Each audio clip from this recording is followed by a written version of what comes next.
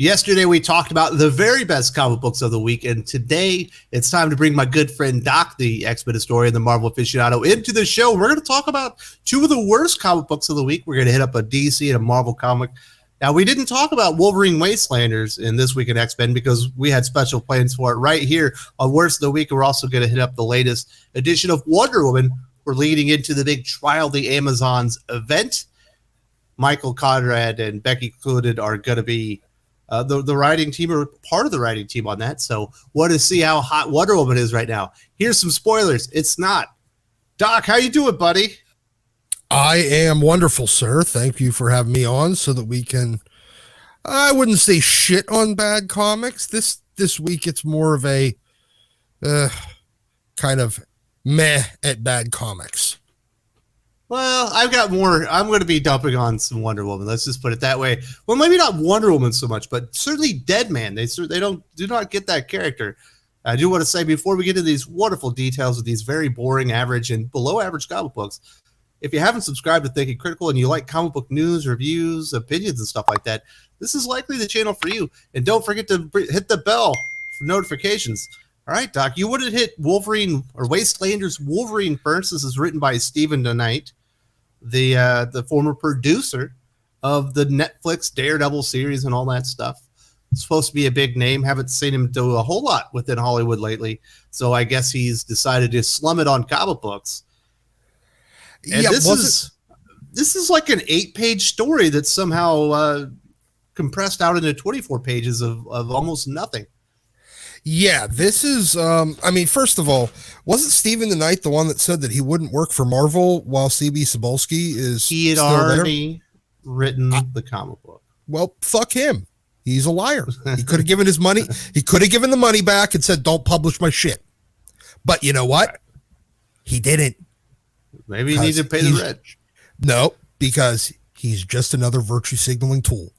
But no, look, this comic was, hey, you know what? It reminds me a lot of the Netflix show, the Netflix Daredevil show.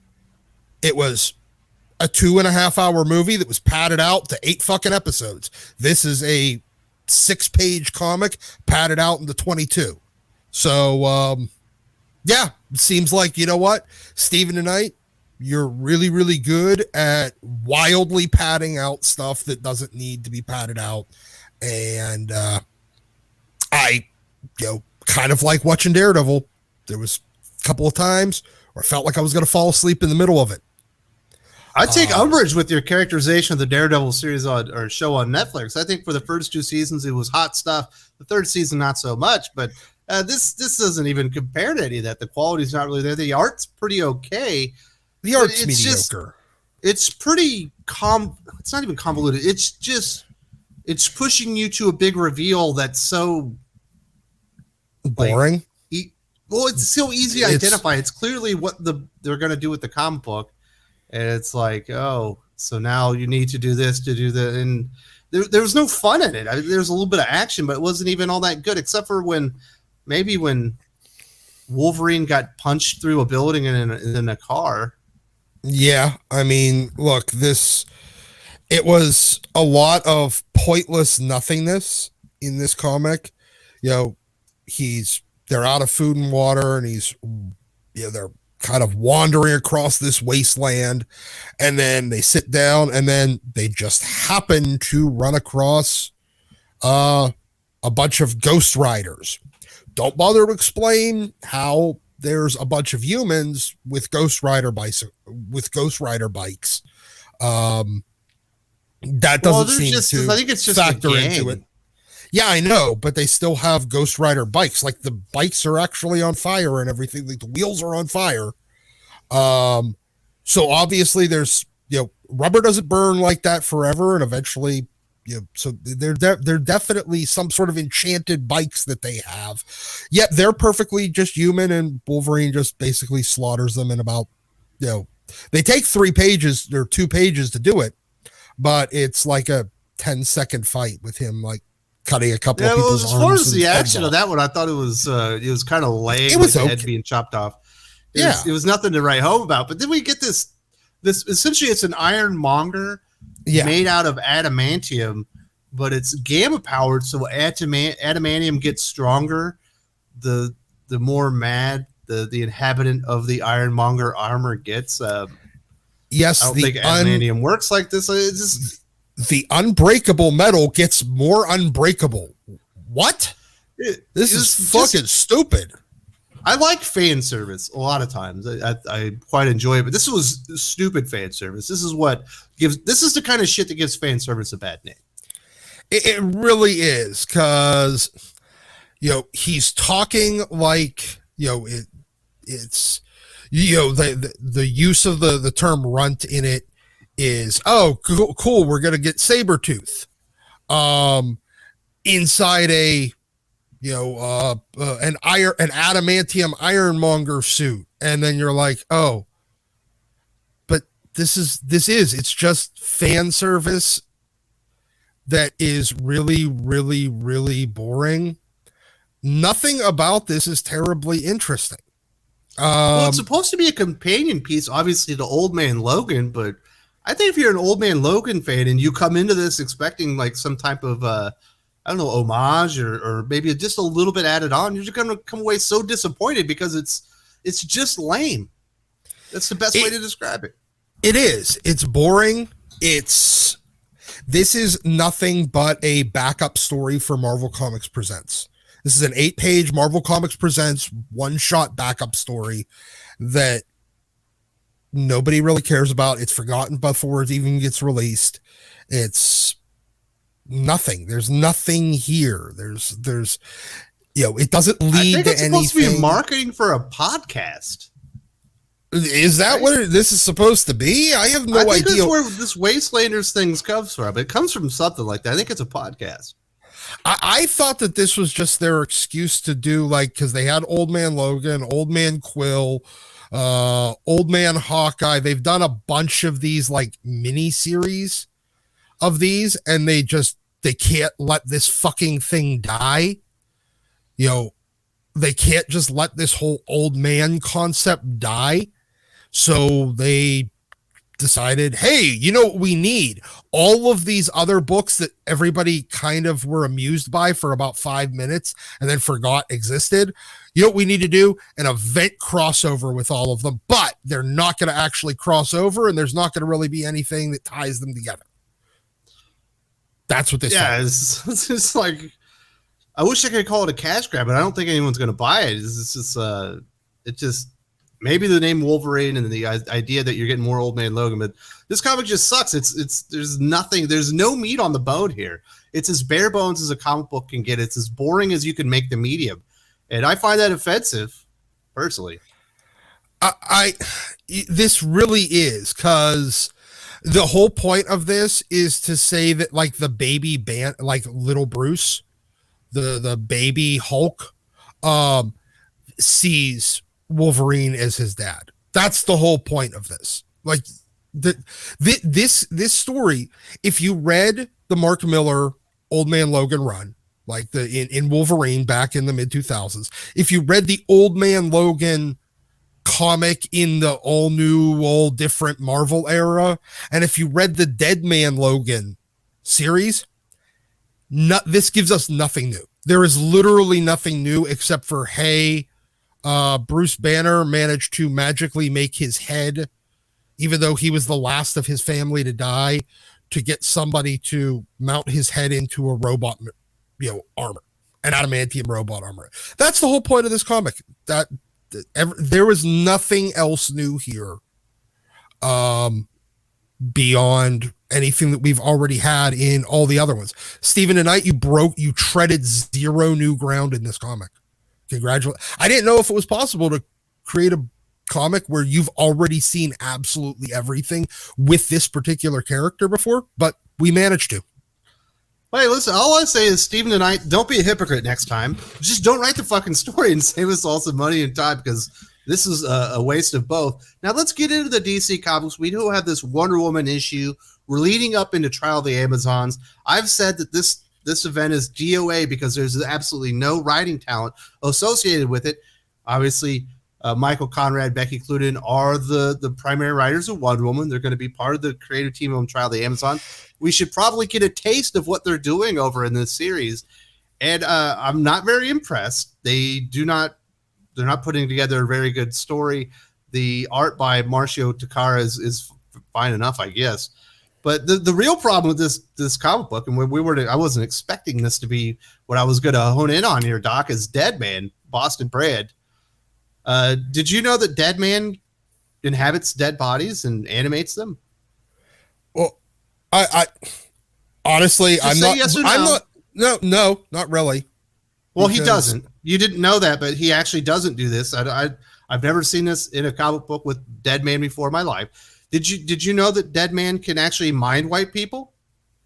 That one I had no fucking clue about. My knowledge of Deadman, he actually can't do that. He's never done that to my knowledge in comic books. I have not read every Deadman comic, so if you're a viewer or if you're listening to this, leave me a comment in the comment section and tell me I'm a dumbass because I've never seen any of this from Deadman, and I've certainly never seen the idea where he can smell the dead and find out where their essence is. Like, this might be where he's buried, it might be where he died. Like, I don't think I've never seen any of these powers ever exhibited by Deadman. Apparently, Michael Conrad and Becky Cloonan just took the name Deadman, inferred some powers that must be along with it rather than going up and studying up on the character or reading up on him, and just presented this as like a brand new version of Boston Brand.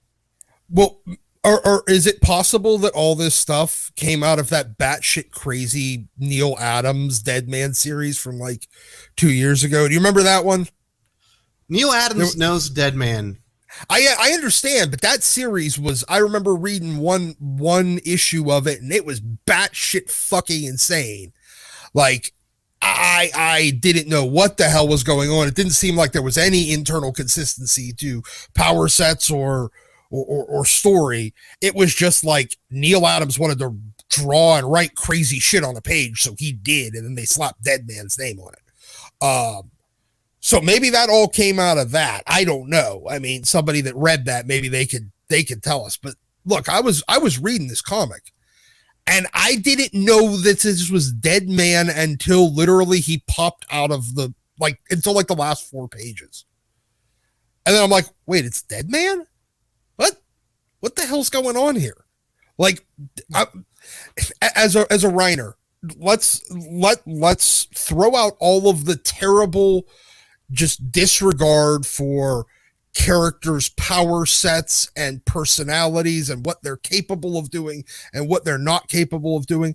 From a simple writer 101 standpoint, all they needed was like a caption box somewhere on like the first or second page saying Boston Brand, Deadman, inhabiting the corpse of some random guy they found in a morgue.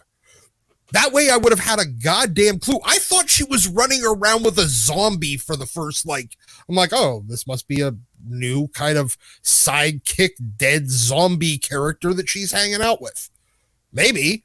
I thought that's what I thought was going on until he's like, yep, just drop me in the ocean here. And I'm like, wait, what? And then Deadman comes flying back up. I'm like, wait, it was Deadman the whole time? What the what was going on here? Yeah. This is what happens when you hire D and F list talent who have no regard for continuity or history, but have less regard for the actual story craft of writing a fucking comic book. So you get absolutely confused readers. If this is somebody's first comic book, guess what they're going to do, Doc?